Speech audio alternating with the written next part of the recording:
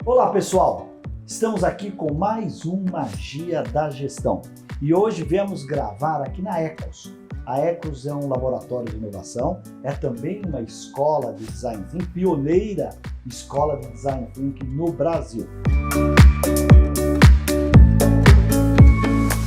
E para isso vamos falar com um dos seus fundadores, com o Ricardo Ruffo, que é um craque em inovação, craque em design, estudou em renomadas escolas, como em Berkeley, como no MIT, e foi um dos brasileiros, talvez um dos primeiros brasileiros, a estudar na D-School, né? A D-School, aquela que nasceu em Stanford, mas ele acabou fazendo o seu programa lá na Alemanha. Ricardo, obrigado por você estar com a gente aqui no Magia da Gestão, para a gente falar de um tema que eu diria para você, já deveria estar mais permeado na gestão, porque todos falam em inovação, poucos conseguem ter a inovação como um processo estruturado, né? Às vezes acaba inovando, que alguém vem com uma ideia, implanta e acaba dando certo. Mas não é disso que nós estamos falando. Nós estamos falando sobre, ou vamos falar sobre, o design que te ajuda a inovar ou que cria processos para inovação. Então, Ricardo, a primeira coisa, Design Thinking, se fosse para definir, descomplicando a gestão, o que é o Design Thinking? Obrigado, Júlio, obrigado pela oportunidade, acho que é um prazer imenso estar aqui compartilhando um pouco com você, obrigado pela introdução. Geralmente eu gosto de definir design no Design Thinking como uma humanização na solução de problemas, é uma forma humana de você resolver os problemas mais complexos, sempre sob uma ótica mais humana, focada no ser humano. Eu começo a utilizar de instrumentos, tecnologias e soluções para resolver um problema. Essa é a capacidade do design que eu tenho. Mas existe inovação sem o humano? Com certeza não. Não dá para inovar se você não olhar da perspectiva humana. A gente fala que todo mundo está muito preocupado com tecnologia e no mundo do design a gente acredita que a tecnologia ela é um meio para atingir uma solução. Ela não é o fim para a gente. Então a tecnologia é a técnica para levar a gente a uma solução. O que a gente faz basicamente é entender profundamente um comportamento humano e aí combinar soluções. E se for por meio da tecnologia ou que tipo de tecnologia for, eu costumo definir tecnologia como uma escada. A escada é uma tecnologia que nos auxiliou a subir do ponto A para o ponto B. Se a gente conseguir subir do ponto A para o ponto B e fazer algo melhor, isso é uma técnica, uma tecnologia. Então, o design ele tem essa capacidade de você olhar para o problema de várias formas e tentar resolver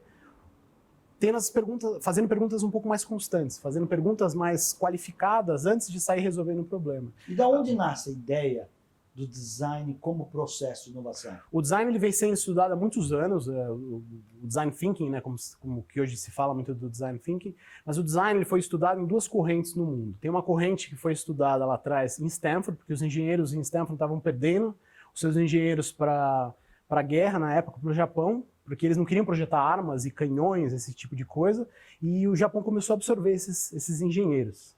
E aí eles começaram a estudar, tentar entender por que essa turma estava indo para lá. Simplesmente porque eles não queriam só projetar armas e canhões e tratores, esse tipo de coisa durante a guerra.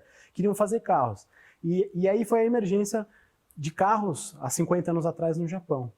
Porque muitos engenheiros contribuíram com o desenvolvimento automobilístico no Japão. Uma outra corrente foi na Europa também, que eles começaram a perceber que a ressignificação da arquitetura não é só pela engenharia como em Stanford, mas pela ressignificação da arquitetura, que era o lado humano. Eu estou projetando isso para as pessoas e não só para um lugar físico, para um ambiente físico. O significado da arquitetura sempre foi projetar algo que tenha significado para as pessoas. E surgiu uma corrente também na Europa, tentando entender qual o significado dessa nova arquitetura e chegaram à conclusão que o design. Um dos sintomas que a gente vive hoje do sucesso do design, principalmente no mundo dos negócios, é que as pessoas entendem o design como uma metodologia. Tem um passo a passo que pode ser seguido, mas a partir do momento que você entende como uma filosofia, um jeito de encarar os desafios, se torna uma mentalidade, quase que uma filosofia de vida. Quais são as empresas campeãs na utilização do Design Thinking como instrumento de inovação? Hoje tem muitas empresas grandes fazendo isso, são times imensos. Eu acho que a gente não pode tirar o mérito do Itaú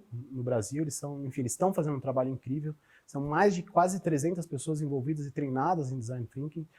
Não podemos tirar o método também da IBM. A IBM tem um arsenal hoje, eles têm eu brinco que é uma gangue de Design Thinkers, né, que a gente fala, de inovadores através do design, que são mais de 3 mil profissionais que estão usando o design de forma estratégica na organização. E aí tem as grandes empresas globais, enfim, que estavam, assim, como Coca-Cola, que usa isso para disseminar, criar embalagens, criar times de multi-performance, a própria Unilever, a Procter & Gamble, enfim, todas elas usam o design de forma estratégica há muito tempo já. E isso está começando a chegar em todos os lugares, assim como foi a qualidade nos anos 80, o marketing nos anos 90, e o Design Thinking ele entrou nas organizações, só que eu acho que tem muito campo ainda para aprofundar, tem muita oportunidade para ser aprofundado nesse sentido de como fazer o design de forma correta, né? Porque... Para quem não sabe, o Ricardo e a Juliana, a outra fundadora da Ecos, eles começaram com o Design Thinking, começaram com cursos, com treinamentos, e hoje transformaram essa ideia dos cursos num lab, né? Num lab de inovação. Então, hoje você tem aqui na escola, além das aulas, você vem, se matricula e faz os programas, desde um programa chamado Experience, que são, acho que três dias, até pós-graduação, especialização na área de design. Você tem também, evidentemente, os cursos in company, você leva para a sua empresa esses programas, às vezes até desenhado e customizado para a sua empresa. E daí derivam os projetos, grandes projetos, para ajudar a empresa a implementar o Design Thinking, que além de ser tecnologia e metodologia, ele tem toda uma questão cultural por trás disso, implantar realmente a cultura que você pode gerir, inovar, crescer e se estruturar através do design. Falei certinho ou não? Perfeitamente. Perfeitamente. Perfeito, é.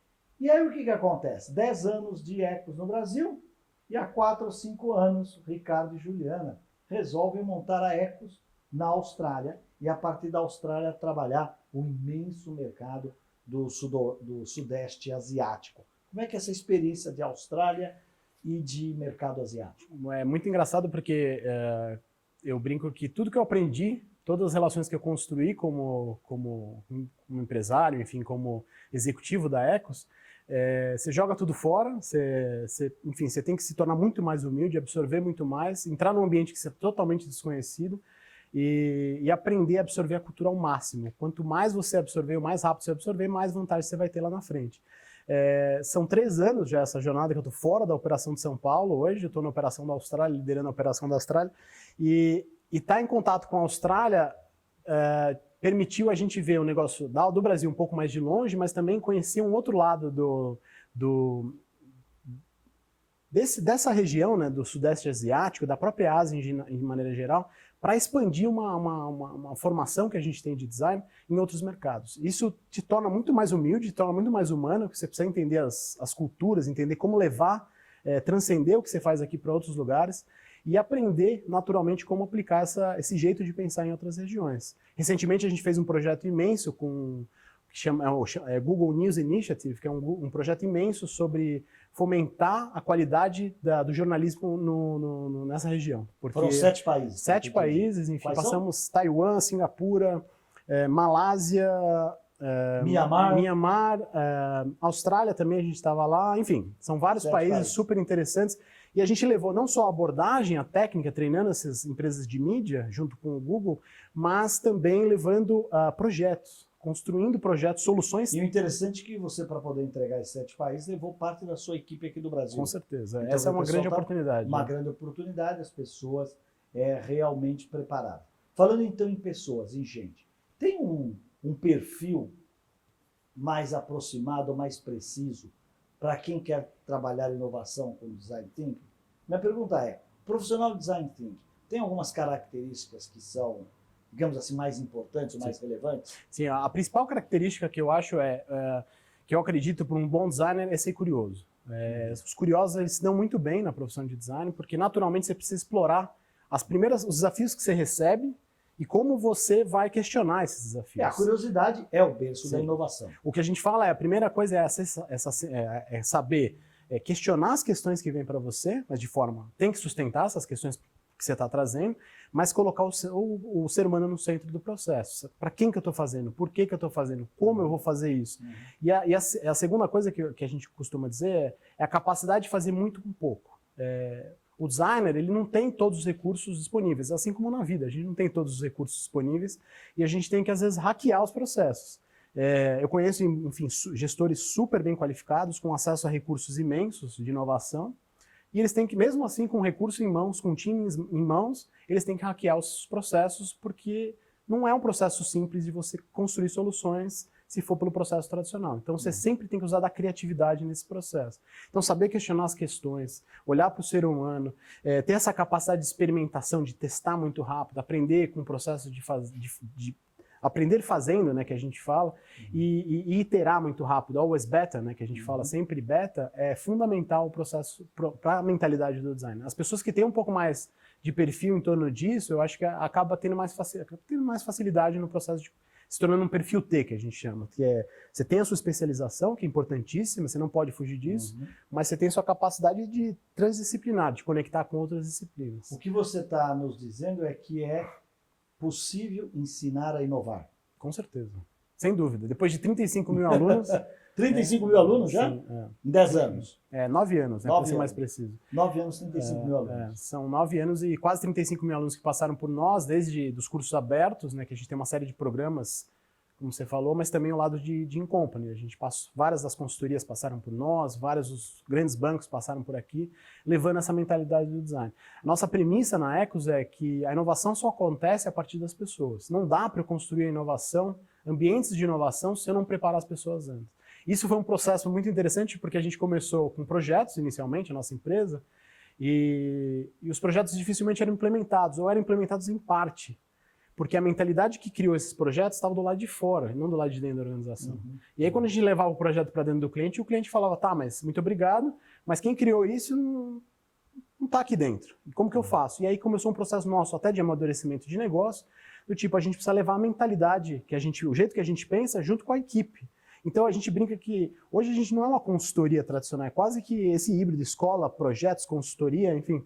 A gente leva a nossa mentalidade e a gente trabalha junto com o cliente, não para o cliente, mas junto com ele para solucionar. Sempre me pareceu uma coisa bastante óbvia, né? Porque você pesquisa, você encontra os caminhos, você ensina os caminhos em sala de aula e depois a empresa precisa de alguém para ajudar a executar e você interrompe. A maioria das escolas, nós interrompemos esse processo, nós somos escola, não somos consultoria. Sim. Claro que nós sabemos que as grandes escolas em negócios sempre têm a consultoria atrelada, né?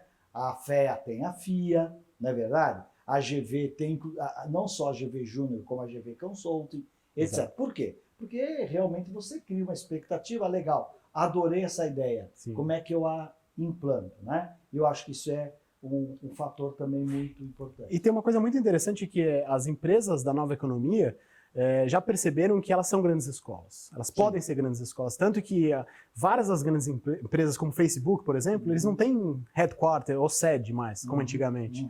O que eles têm é os campos. São campos, né? Facebook Campus. Enfim, todas as empresas têm os seus campos agora que são grandes escolas. Sabe o que é interessante? Às vezes eu fico pensando assim, será que muda a vida ou muda os rótulos, né?